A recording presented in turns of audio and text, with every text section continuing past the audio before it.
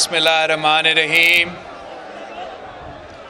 نعرے تکبیر، نعرے رسالت، نعرے حیدری، نعرے بھٹو،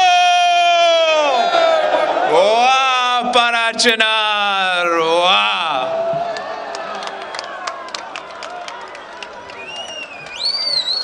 میں آپ سب کا شکر گزار ہوں۔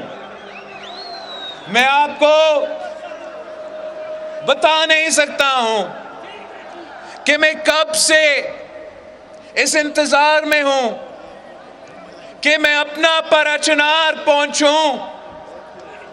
میں کب سے انتظار میں ہوں کہ وہ علاقہ جو قائد عوام اپنا آبائی گاؤں کہلاتا تھا،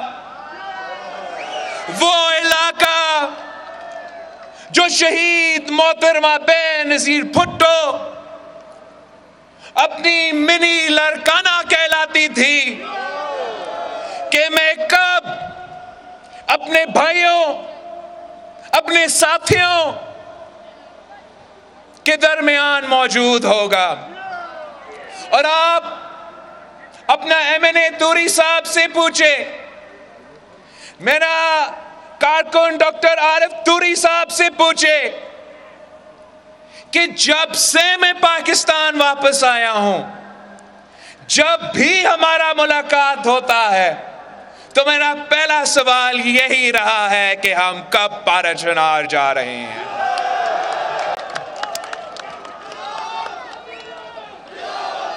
اور میں ان کا شکر گزار ہوں، میں آپ کا شکر گزار ہوں کہ یہ ہمارا پہلا دورہ ہے۔ انشاءاللہ تعالی میں آپ کے پاس بار بار آؤں گا۔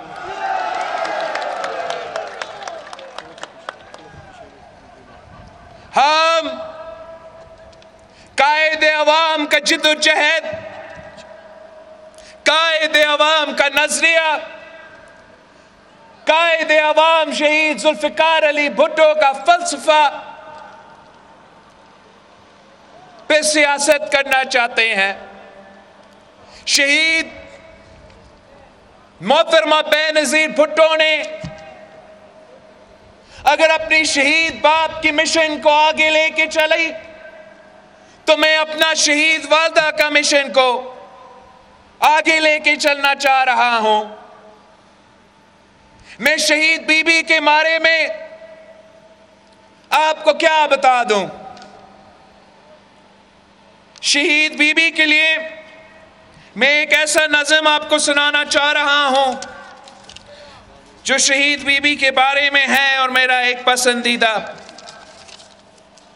نظم ہے۔ شہادتوں کے علم جب بلند ہو جائیں تو پھر جہاں میں رسوا یزید ہوتے ہیں۔ عظیم باپ کی بیٹی بتا گئی، عظیم باپ کی بیٹی بتا گئی، حسین والے ہمیشہ شہید ہوتے ہیں۔ یہاں وہاں جہاں گئی وہیں پہ اس کی دھوم تھی، وہ ایک اپنی ذات میں ایک آئی تھی، ہجوم تھی۔ غریب قوم کے لیے وہ باپ کی سفیر تھی، نظیر جس کی نہ ملے وہ اتنی بے نظیر تھی۔ وفاق کی امنگ تھی، عوام ہی کے سنگ تھی، کنیز کربلا کی بس یزیدیت سے جنگ تھی۔ بہا کے لے گئی وہ ہر ستم کو اپنی موج میں، وہ کربلائی وقت میں ڈری نہیں ہے فوج سے۔ وہ آمروں کی گردنوں پہ نقش پا جما گئی، وہ بھٹو بھٹو کر کے وہ بھٹو بھٹو کر کے سب کو بھٹو ہی بنا گئی. بھرم اسی کے دم سے تھا وہ دیس کا وقار تھی، وہ دشمنوں پہ تیر تھی، وہ بنت ذوالفقار تھی. سنو کہ اس کی قبر بھی فتح کا ایک نشان ہے. اسی کے پاس تیر ہے، اسی کے ہاں کمان ہے. وطن کے ہر غریب کو جگا کے آپ سو گئی. شعور جب طلوع ہوا تو خود غروب ہو گئی.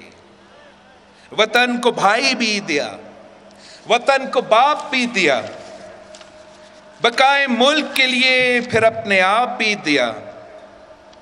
وطن کی ماں چلی گئی سنو لحد کی گود میں، وہ صاحب مراد ہے، وہ کل بھی زندہ باد تھی، وہ آج بھی زندہ باد ہے. وہ کل بھی زندہ باد تھی، وہ آج بھی زندہ باد ہے.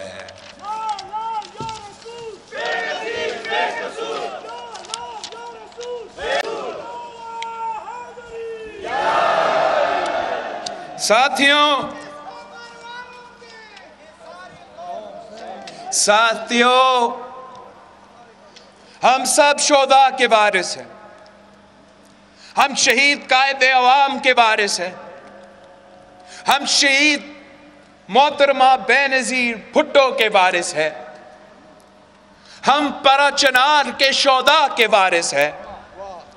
ہم سابق قبائلی علاقوں کے شہداء کے وارث ہیں. ہم پختونخوا کے شہداء کے وارث ہیں. ہم آزاد کشمیر اور گلگت بلتستان کے شہداء کے وارث ہیں.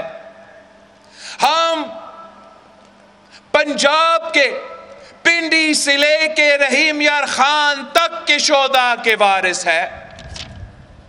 ہم بلوچستان کے شہداء کے وارث ہیں. ہم سندھ کے شہداء کے وارث ہیں. ہم پاکستان کے شہداء کے وارث ہیں. اور ہم اپنے شہداء کے خون پہ سودا نہیں کر سکتے ہیں. ہم ان ظالموں کے سامنے، ان دہشت گردوں کے سامنے جھک تو نہیں سکتے ہیں. پاکستان پیپلز پارٹی کے جیالو، پاکستان پیپلز پارٹی نہ ضیاء الحق کے دور میں کسی کے سامنے جھکے ہیں، نہ مشرف کے دور میں کسی کے سامنے جھکے ہیں، نہ بدترین دہشت گردوں کے سامنے جھکے ہیں، اور نہ ہم اس سلیکٹڈ کٹ پتلی کے سامنے جھک سکتے ہیں. ہم تو آپ کی جنگ لڑ رہے ہیں. ہم پارا چنار کا جد و جہد لڑ رہے ہیں. ہم اس ملک کے عوام کا جد و جہد لڑ رہے ہیں. ہم نے پہلے دن سے اس دانلی زدہ حکومت کو نہیں مانا، اس سلیکٹڈ حکومت کو نہیں مانا. پارلیمان میں کھڑے ہو کے، اس کٹ پتلی کے سامنے کھڑے ہو کے ہم نے اس کو سلیکٹڈ کا جب نام دیا تو خود وہ تالیاں بجا رہا تھا.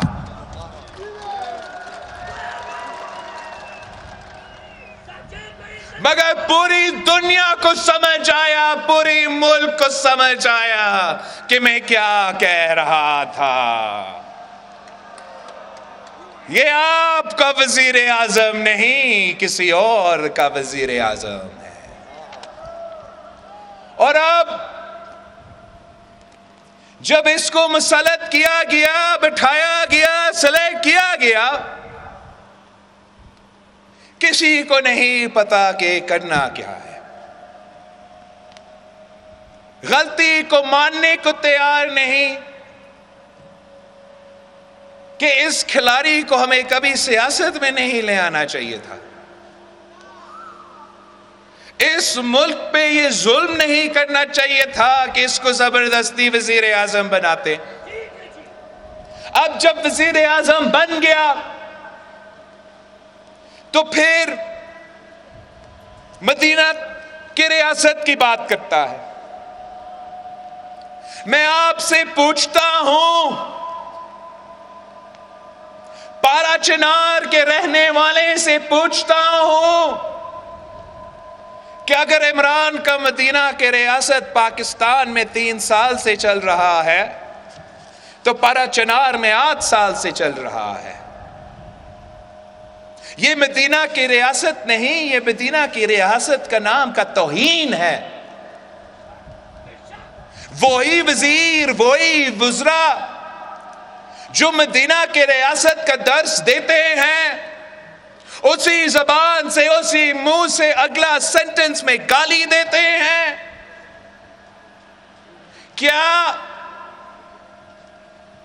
یہ پاکستان کے عوام، پاکستان کے نوجوان کے لیے اچھا پیغام بھیج رہے ہیں کہ وزیر اعظم ہو یا وزراء ہو، جب جنگ جا رہی ہے اور آپ ہار رہے ہو تو گالی دینا مناسب بات ہے؟ مدینہ کی ریاست تو عدل اور اخلاقیات پہ مبنی ہوتا، عمران کی ریاست گالی اور جادو پہ مبنی ہے۔ مدینہ کی ریاست میں یہ ممکن ہی نہیں کہ امیروں کے لیے ریلیف ہی ہو اور غریب کے لیے تکلیف ہو۔ یہ کس قسم کا مدینہ کا ریاست ہے جہاں محنت کاش محنت کرے، مزدور محنت کرے، دن رات محنت کرے، خون پسینہ کا محنت کرے، مگر اپنا محنت کا صلہ نہیں ملا؟ یہ کس قسم کا مدینہ کا ریاست ہے جہاں اپنے آپ کو ذرائع ملک کے لانے والے، جہاں کسان صبح سے لے کے شام تک محنت کرتے ہیں مگر کسان کو اپنی فصل کی قیمت نہیں مل رہا ہے، کسان بھی بھوکا پیٹ سو رہا ہے۔ یہ کس قسم کا مدینہ کا ریاست ہے جہاں نوجوانوں کو دھوکہ دیا جاتا ہے؟ کیا مدینہ کے ریاست میں جھوٹ کی اجازت ہے؟ یہ وہی وزیر اعظم نہیں ہے جس نے میرے پارا چنار کے بھائیوں سے وعدہ کیا کہ 1 کروڑ نوکری دوں گا۔ 1 کروڑ نوکری کہاں گیا؟ جن کے پاس روزگار موجود تھا ان سے بھی روزگار چھین رہے ہیں۔ پڑھے لکھے نوجوان، محنتی نوجوان جو 1 نہیں 2 ڈگریاں ہاتھ میں لے کر پھر رہے ہیں، وہ دھکے کھا رہے ہیں، روزگار نہیں مل رہا۔ اس نے تو وعدہ کیا کہ پاکستان میں کیا باہر رہنے پاکستانی واپس بھاگ بھاگ کے آئیں گے اور یہاں روزگار کرنے کے لیے پہنچیں گے۔ ہر وعدہ جھوٹ۔ 50 لاکھ گھر کا وعدہ کیا گیا۔ میں آپ سے پوچھتا ہوں، پارا چنار میں ان 50 لاکھ گھروں میں سے کتنے گھر بنائے گئے ہیں؟ ایک اور جھوٹ، ایک اور دھوکہ۔ کہتا تھا کہ IMF نہیں جاؤں گا، قوم سے وعدہ ہے۔ IMF جانے سے پہلے میں تو خودکشی کر دوں گا مگر IMF نہیں جاؤں گا۔ جیسے ہی وزیر اعظم بنا سیدھا IMF کے دروازے پہ کھٹکھٹا رہا تھا، اور IMF کے ساتھ جو معاہدہ کیا وہ عوام کے مفاد میں نہیں تھا، پاکستان کے مفاد میں نہیں تھا۔ پاکستان کے جو حالات ہیں، پاکستان کے عوام کے جو مشکلات ہیں، اس کے بارے میں IMF کے ساتھ بات نہیں کی گئی۔ اس ملک کے جو معاشی خود مختاری ہے اس پہ سودا کیا گیا۔ ہم پہلے دن سے اس PTIMF ڈیل کا مخالفت کرتے رہے۔ ہم کہتے رہے کہ اس ڈیل کی نتیجہ میں آپ کا نالائکی کا بوجھ، اس حکومت کا ناکامی کا بوجھ پاکستان کے عوام اٹھائیں گے، اور 3 سال بعد پاکستان کے عوام کو اب محسوس ہو رہا ہے کہ عمران کا ناکامی کا بوجھ تو ہم اپنا بجلی کے بل میں اٹھا رہے ہیں، عمران کا ناکامی کا بوجھ آپ کے پیٹرول کی بل کی صورت میں آپ یہ بوجھ اٹھا رہے ہو، عمران کا ناکامی کے بوجھ آپ اپنے کھانے پینے کے اشیاء کا آپ کا راشن کے بل میں آپ ادا کر رہے ہو، عمران کی P T I M F deal کا بوجھ آپ اپنے بزرگوں کے دوائیوں کی قیمتوں کے بل میں آپ یہ بوجھ اٹھا رہے ہو۔ اس لیے ہم 3 سال سے اس سے جدوجہد کرتے رہے کہ جو آپ کا معاشی پالیسی ہے یہ تبدیلی نہیں، تباہی ہے۔ آپ کا معاشی پالیسی کے نتیجے میں پاکستان کے عوام ایک معاشی بحران کا سامنا کر رہے ہیں۔ آپ کا معاشی پالیسی کی وجہ سے پاکستان میں تاریخی مہنگائی، تاریخی بے روزگاری اور تاریخی غربت کا سامنا کر رہی ہے۔ پاکستان کے عوام تو آپ کی مہنگائی کی سونامی میں ڈوب رہے ہیں۔ وقت آ گیا ہے کہ ہم مل کے پاکستان کے عوام کو بچائیں، ہم مل کے پاکستان کو ڈوبنے سے بچائیں، ہم مل کے اپنے معیشت کو اس سونامی میں ڈوبنے سے بچائیں۔ اس لیے ہم یہ محنت کر رہے ہیں کہ اس شخص نے نہ صرف معیشت تباہ کیا ہے، نہ صرف منافقت کیا ہے، مگر اس نے جان بوجھ کے وہ معاشی پالیسی اپنایا ہے جس سے وہ امیروں کو ریلیف دلوا سکے اور غریبوں کے لیے تکلیف ہو۔ ہم جب مطالبہ کرتے ہیں کہ قبائلی علاقے کے لیے، سابق قبائلی علاقے کے لیے آپ پیکیج کا بندوبست کرو، وہاں معاشی مشکلات ہے، آپ کسانوں کو پیکیج دلوا دو، پاکستان ذرائع ملک ہے، ان کا آپ کی مدد کی ضرورت ہے، آپ سفید پوش طبقہ کے لیے کوئی ریلیف کا بندوبست کرو، مہنگائی ہر پاکستانی کو مروا رہا ہے۔ تو جواب میں کیا کہا جاتا ہے کہ پیسہ نہیں ہے، مزدوروں کے لیے پیسہ نہیں ہے، کسانوں کے لیے پیسہ نہیں ہے، طالب علموں کے لیے پیسہ نہیں ہے، قبائلی علاقوں کے لیے پیسہ نہیں ہے، مگر اسی بجٹ میں وہ اپنے پسندیدہ لوگوں کے لیے، اپنا ATM مشینز کے لیے اربوں روپے کا ریلیف پیکیج کا بندوبست کرواتے ہیں۔ چاہے وہ کنسٹرکشن سیکٹر ہو، جن کے لیے ٹیکس ایمنسٹی سکیم اب 3 سال سے چل رہا ہے، ان کو 0 ٹیکس دینے پڑ رہا ہے، اور عام پاکستانی کے لیے ٹیکسوں کا طوفان ہے۔ چاہے وہ ہمارا ارب پتی سٹاک بروکرز، بینکرز کے لیے ایمنسٹی سکیم دیا جاتا ہے اربوں روپے کا۔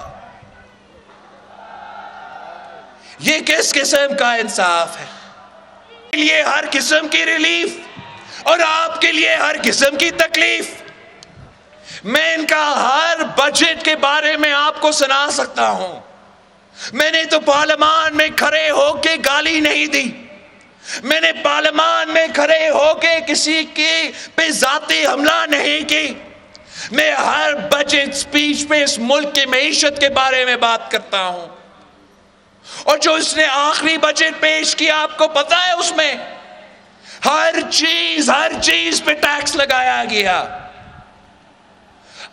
اس نے جو یہ قدرتی آفات ہوتے ہیں، نیچرل ڈیزاسٹر ہوتا ہے، زلزلہ، سیلاب، ایسے کافی ایشوز، اس کے لیے جو ڈونیشنز آتے ہیں، جو چیریٹی دیا جاتا ہے، جو باہر سے یہاں پاکستان چیریٹی آتا ہے اس پہ بھی اس آخری بجٹ میں ٹیکس لگایا دیا گیا. جو ہاسپٹلز چیریٹی ہاسپٹلز مفت میں چلتے ہیں ان کے سارے سامان دوائیاں مشینری جو لوگ اپنا پیسہ جمع کر کے ڈونیشنز جمع کر کے بیچتے ہیں کہ آپ نے تو پاکستان کا صحت کا نظام کا خیال نہیں رکھا, لیکن لوگ پاکستان کے عوام چیریٹی کے نام پہ پیسہ اکٹھا کر کے ہاسپٹلز کے لیے ڈونیشنز کا بندوبست کرتے ہیں. وہ ڈونیشنز پہلے ٹیکس نہیں کیا جاتا تھا, اس کے پچھلے بجٹ کے بعد اس پہ بھی ٹیکس. یہ کیسے معیشت چلے گا کہ کاروبار پہ بھی ٹیکس, محنت پہ بھی ٹیکس, روزگار پہ بھی ٹیکس, خریدنے جائیں تو اس پہ بھی ٹیکس, اب چیریٹی دینے کے لیے بھی ٹیکس.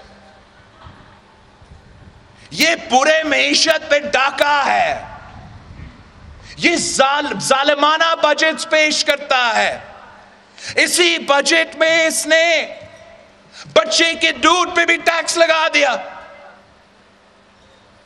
بچے کے کھانا, مطلب بالکل جو بچے ہوتے ہیں ان کا پہلا جو نوالا منہ میں جاتا ہے اس پہ بھی عمران نے ٹیکس لگا دیا.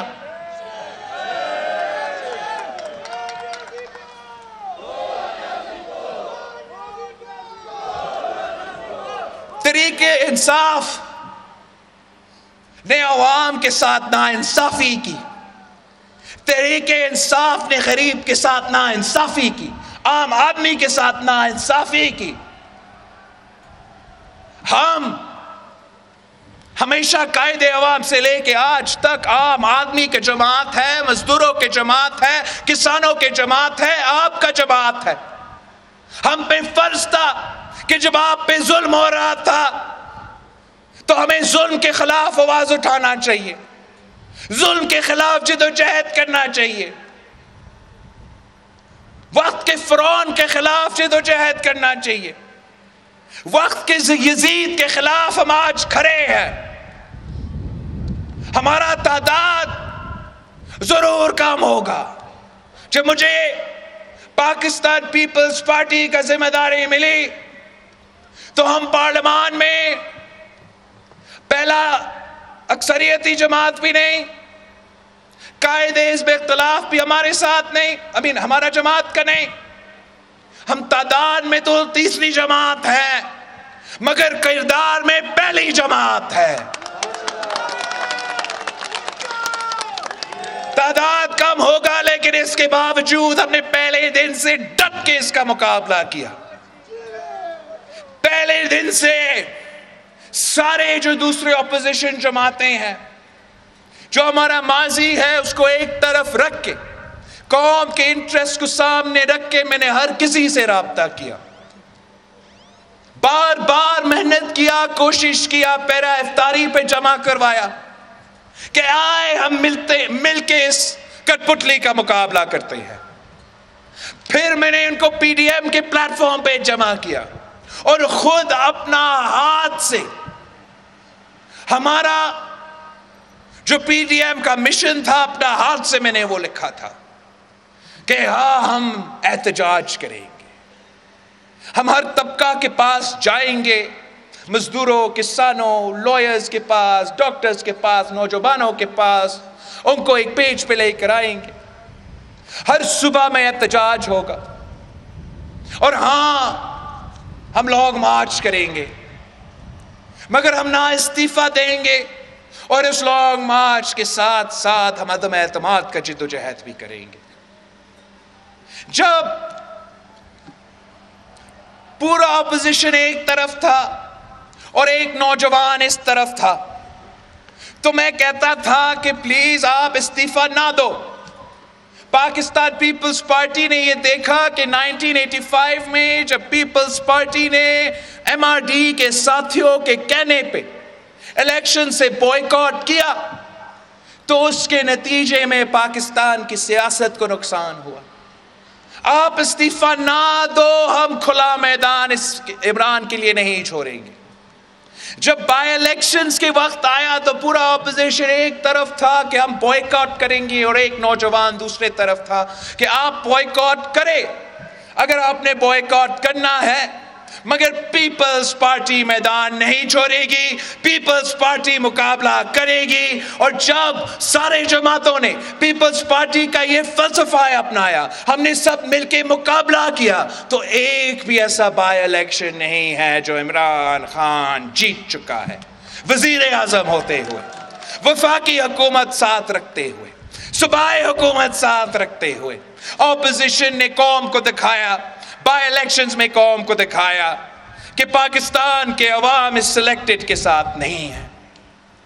پھر سینٹ الیکشنز کا وقت آیا، ایک بار پھر پورا اپوزیشن ایک طرف تھا اور ایک نوجوان ایک طرف تھا۔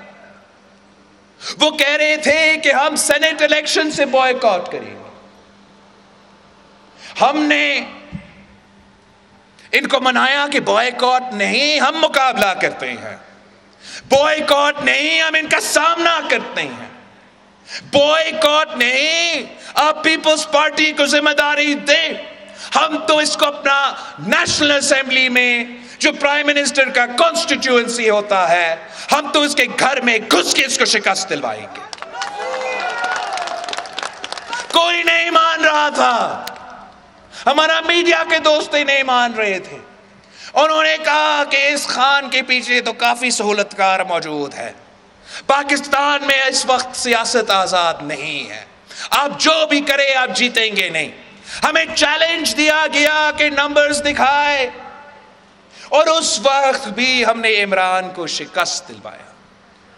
جو ان کا اپنا وزیر خزانہ تھا، پورا پاکستان کا بجٹ ایک طرف اور پاکستان پیپلز پارٹی کا جیلا دوسرا طرف، اور یوسف رضا گیلانی سابق وزیر اعظم کو ہم نے نیشنل اسمبلی سے جتوایا۔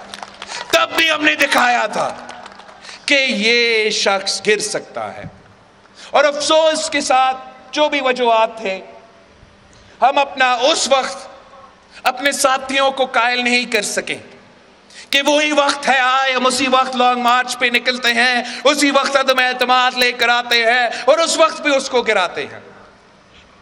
اس وقت نہیں ہو سکا تو آج ہو رہا ہے، دیر آیا درست آیا، سب ایک پیج پہ ہے۔ اور آپ پچھلے 3 مہینوں کا محنت دیکھے، پچھلے 3 مہینوں کا سیاست دیکھے، پچھلے 3 مہینوں کا اپوزیشن کا اثر دیکھے، اور اس کو آپ خود کمپیئر کریں پچھلے 3 سالوں کی اپوزیشن کے سیاست کے ساتھ۔ پچھلے 3 سال کی محنت ایک طرف اور یہ 2-3 مہینے ایک طرف۔ ہمارا یہ ماننا ہے، کہنا ہے کہ احتجاج آپ کا حق ہے، ضرور باہر احتجاج کریں، مگر پارلیمان میں ملک کے فیصلے ہوتے ہیں، پارلیمان اصل میدان ہے، اور پارلیمان کے میدان میں جب ہم مل کے انٹر ہوئے ہیں تو پہلے دن سے عمران ہار چکا ہے، اب ثابت ہو چکا ہے، اور میں آپ کو بھی مبارک دینا چاہ رہا ہوں، پارا چنار کے عوام کو مبارک دینا چاہ رہا ہوں، پاکستان کے عوام کو مبارک دینا چاہ رہا ہوں کہ یہ سلیکٹڈ، یہ عمران اپنا اکثریت کھو چکا ہے، ہم نے دکھا دیا ہے، صرف چند کارڈ سامنے رکھ کے چند چیزیں اتنا سا دکھا کے یہ ثابت کر دیا کہ عمران کا حکومت ختم، کٹ پتلی ختم، اور اس لیے بزدل بھاگ رہا ہے، بزدل کی طرح بھاگ رہا ہے۔ میں تو اس کو خان نہیں کہہ سکتا، خان تو بہادر ہوتے ہیں، خان تو مقابلہ سے نہیں بھاگتے، یہ تو بھاگ رہا ہے۔ یہ کس قسم کا کپتان ہے؟ آپ نے کبھی ایسے کپتان دیکھا ہے جو پچ چھوڑ کے بھاگ جاتا ہے مقابلہ سے؟ ہم تو 8 مارچ سے انتظار میں ہیں، عدم اعتماد پیش کر چکے تھے جب میں اپنا لانگ مارچ پہ تھا، عوامی مارچ پہ تھا، اور کہتا تھا کہ ہم آ رہے ہیں، اپنا جیب میں عدم اعتماد ہے، تو وہ چیلنج کرتے تھے کہ آئے عدم اعتماد پیش کرو۔ اور جب ہم نے پیش کیا ہے، جب ہم لے کر آئے ہیں، تو عمران بھاگ رہا ہے۔ ہم عمران کو پیغام دینا چاہ رہے ہیں کہ تھوڑا سا سپورٹس مین سپرٹ دکھائے، اچھا سا کھلاڑی بنو، ہمت ہے تو مقابلہ کرو، بہادر ہو تو مقابلہ کرو، غیرت ہے تو سامنے آؤ۔ جلسہ کھیل رہا ہے۔ I 172 voters 172 members 172 MNAs کل لے کر آئے پارلیمان میں، اور ہم مانتے ہیں کہ تو وزیر اعظم ہو، نہیں لے کے آ سکتے ہو تو بنی گالا نزدیک ہے، وہاں جا کے بیٹھو۔ یہ کس قسم کا مذاق ہے کہ اپنا کرسی کو بچانے کے لیے، اپنا اقتدار کو بچانے کے لیے آپ پاکستان کو تباہ کرنے کے لیے تیار ہو۔ اس نے پہلے سے معیشت کو تباہ کر دیا۔ فارن پالیسی پہ اگر میں شروع ہوگا تو بہت ہی لمبا ایک کہانی ہے، میں مختصر آپ کو بتانا چاہوں گا کہ جس طریقے سے اور جس انداز سے اس شخص نے پاکستان کا خارجہ پالیسی کو نقصان پہنچایا ہے، پاکستان کے مفاد کو نقصان پہنچایا ہے، آپ کے مفاد کو نقصان پہنچایا ہے۔ یہ ویسی ہے جیسے کوئی اور بیرون ملک کا ایجنٹ آ کے وزیر اعظم بنتا تو وہ بھی اتنا نقصان نہیں پہنچا سکتا۔ یہ خود آ کے یہاں مالاکنڈ میں بھارت کا فارن پالیسی کا تعریف کر رہا تھا۔ آپ کو پتا وہ کیوں بھارت کا فارن پالیسی کا تعریف کرتا ہے؟ اس لیے اس کا فارن پالیسی اور بھارت کا فارن پالیسی ایک جیسی ہے۔ بھارت بھی چاہتی تھی کہ سی پیک کو سیبٹاج کرو، صدر زرداری کا دیا ہوا سی پیک کو متنازع بناؤ، صدر زرداری کا دیا ہوا سی پیک کو گو سلو کرو۔ تو عمران بھی آیا، عمران نے یہی کام کیا، سی پیک کو بیک برنر پہ رکھ دیا ہے اور پاکستان کی معیشت کو گرا دیا ہے۔